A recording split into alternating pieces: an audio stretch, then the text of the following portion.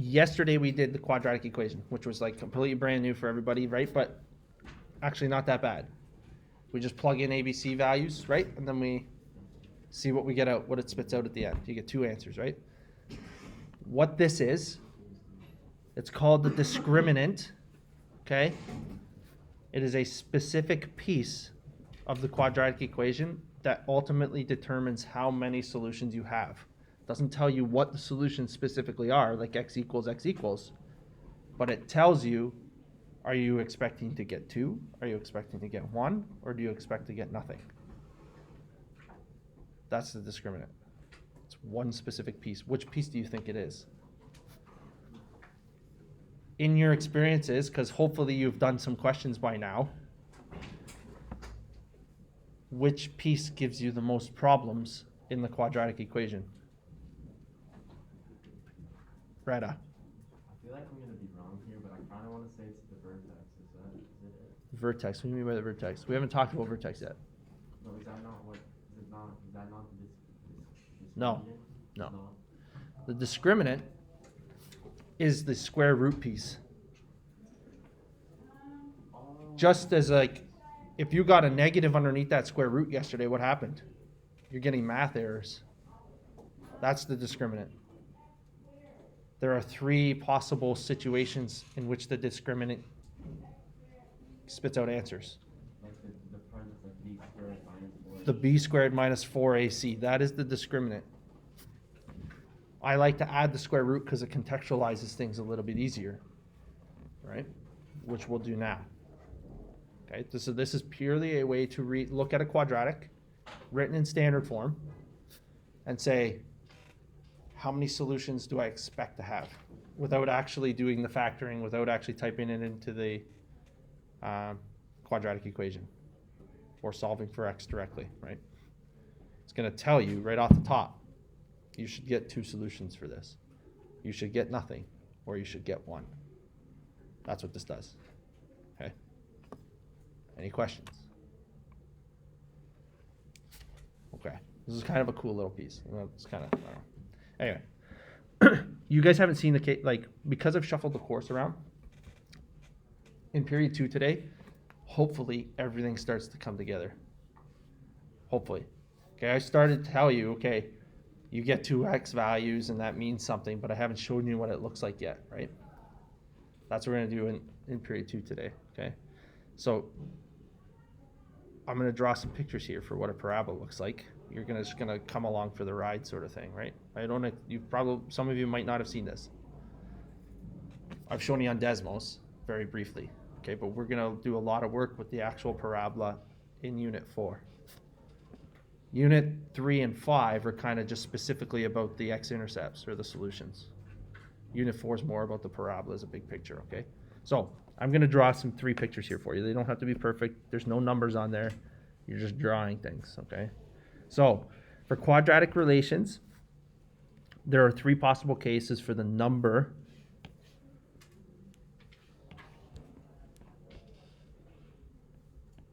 of x-intercepts. Okay? The first one, which you're all probably okay with, is the fact that the quadratic kind of goes like this. These are parabolas, what we call parabolas. What you'll notice is that particular parabola goes through the x-axis twice. Once right here and once right here. Okay? So with this parabola, you get 2 solutions.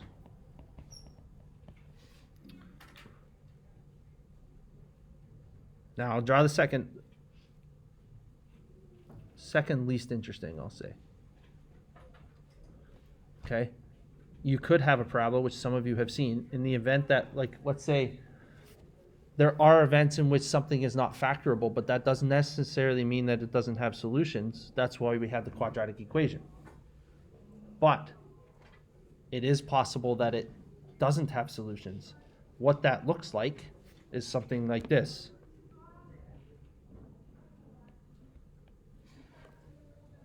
Where it's above the x-axis, or could also be down here. Does it ever cross the x-axis in that instance?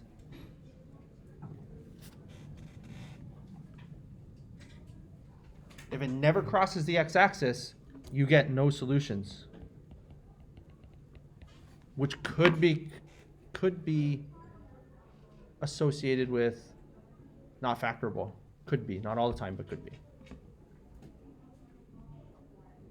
What I'll show you here in this lesson is what it actually means relative to the quadratic equation. Okay. The last one I think is the most interesting. Okay, because it's kind of a cool one, and it relates to factoring. Okay, it's when you only have one solution.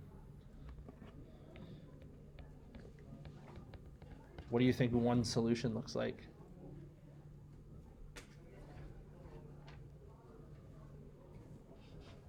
It should only cross the x-axis once is the solution. So what is that picture going to kind of look like? Yeah, Retta?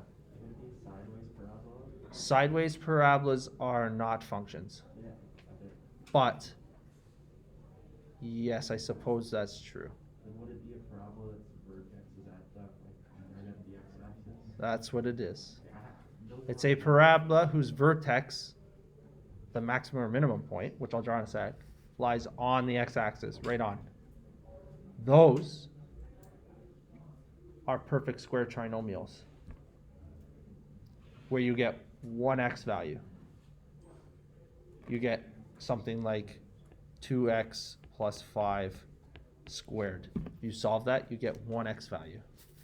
It's on the x-axis, so the graph looks like this. It could be this, where the point's on the x-axis, or you could have the point on the, it could look like this. Either of them it could have exist. You're only going to have one at any given time, but It doesn't intersect the y. it can intersect the y, yeah. The y is not really the question, though. That's not that interesting. The y-intercept's just a point on the graph, really. If you start to provide context like yesterday, I shouldn't say that. Yesterday, remember when we threw the ball from the second story, like 11 meters? The y-intercept means it got thrown from 11 meters high. Does that make sense? Okay. I shouldn't say it's not interesting. It is interesting because it's an initial value. Okay. So those are your only three situations for quadratics. All of quadratics. Two solutions, one solution, no solutions. That's it. This discriminant will tell you under what circumstances you have each of them. Make sense? Okay, so let's take a look here. This one, we can kind of get a picture of what the parabola is going to look like here, because this is written in factored form already. This is an easy one, because it spits out x equals 1, x equals 8. Are we okay? I did not write some stuff there. Is it okay? All I did was, if it's crossing the x-axis, I know its y value is equal to 0. So I set it equal to 0. This was less than 5.1. So x minus 1 equals 0, x equals 1, x minus 8 equals 0, x equals 8. That's all I've done. Okay, that's what's nice about factored form, because it spits out those two solutions like that. What isn't nice about standard form is those solutions cannot be read directly off, which is why we teach you factoring, which is why we teach you the quadratic equation. Okay, so that you're able to simplify it to make it look like this guy here, so that you can tell me what the answers are, so that you can go plot them on the graph.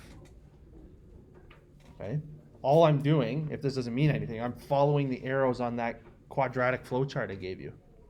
That's all we're doing. Okay, it's a big picture of the entire quadratics course or units. That flowchart. Okay. So in that one, I got two answers, right? Two solutions. Fraction doesn't matter, because if I all I'm going to do is multiply both sides by 2, right? So the 0 basically eats that 2 right off the top. You don't have to worry about it. multiply both sides by 2, and if the other side's 0, 0 times 2 is 0.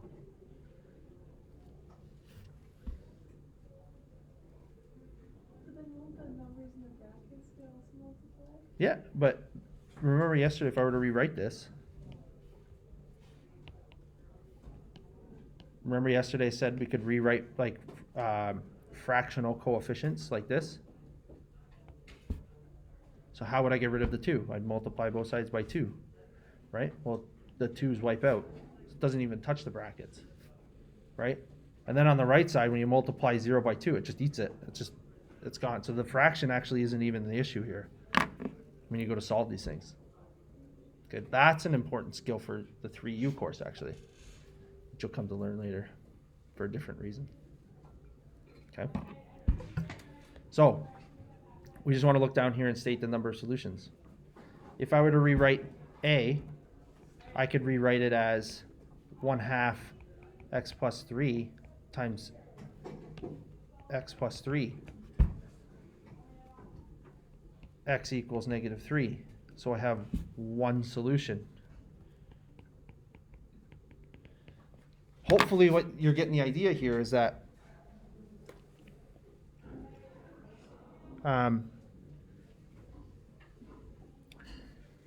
factored form spits out the number of solutions pretty easily, right? That's the idea, okay?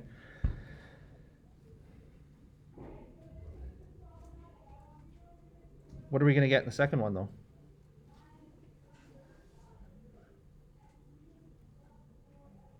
If I started to rearrange this is not in factored form anymore. This is what we call vertex form, right? It looks a little bit different than A.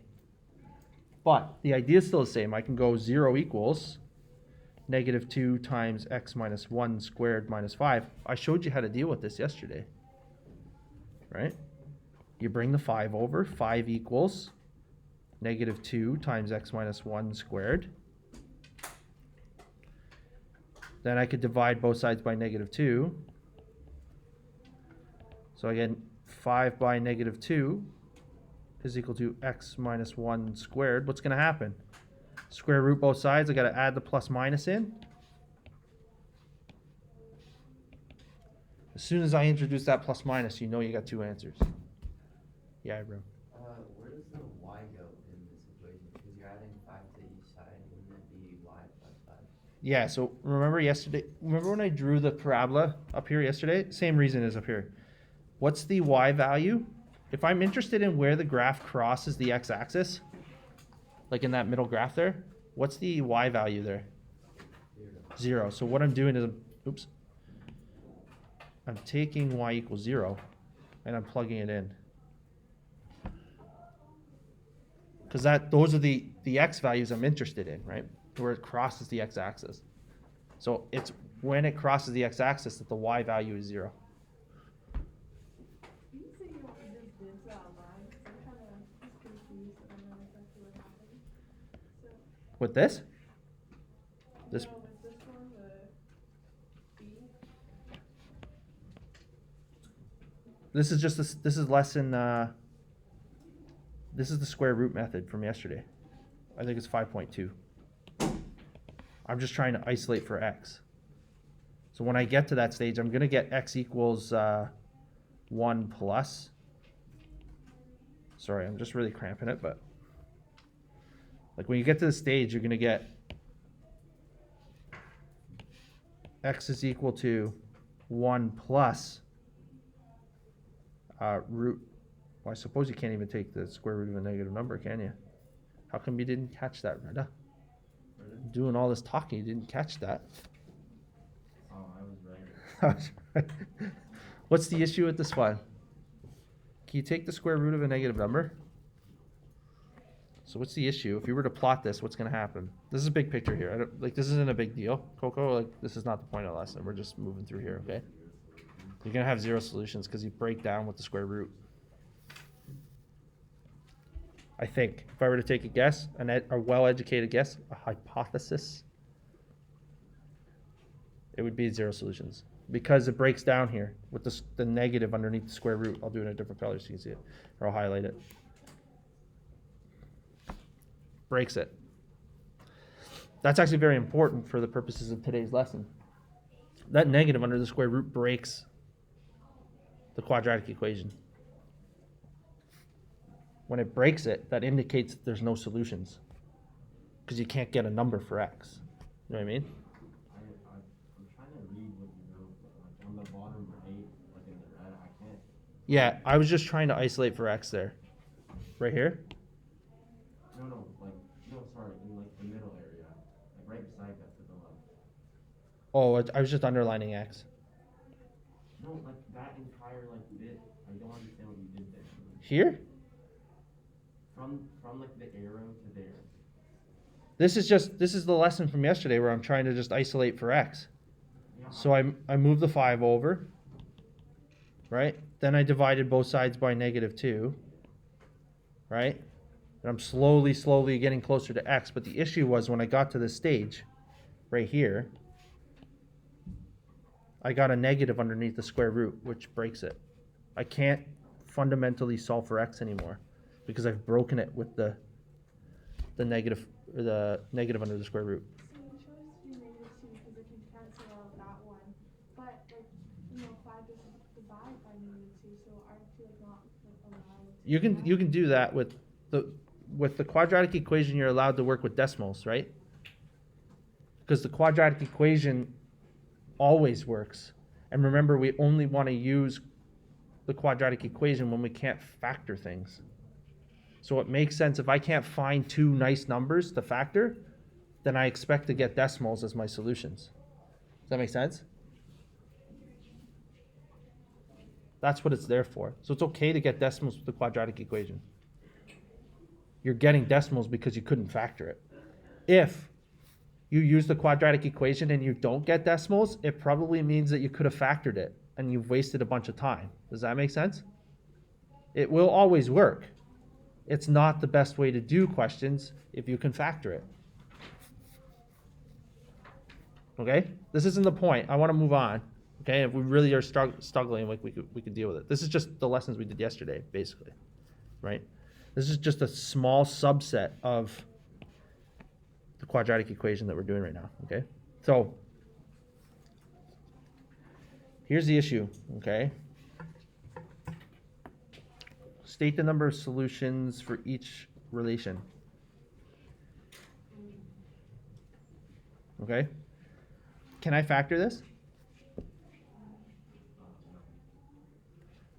Two numbers that multiply to -3 and add to -8. Is that ever going to work? So in which case you'd be forced to use a quadratic equation. So you'd plug everything in. Okay? The problem is I'm not going to do that because you're going to come to the same conclusion. It doesn't matter. The piece that we're interested in, this right here is the quadratic equation. Everybody agree? We have now identified that this, yeah,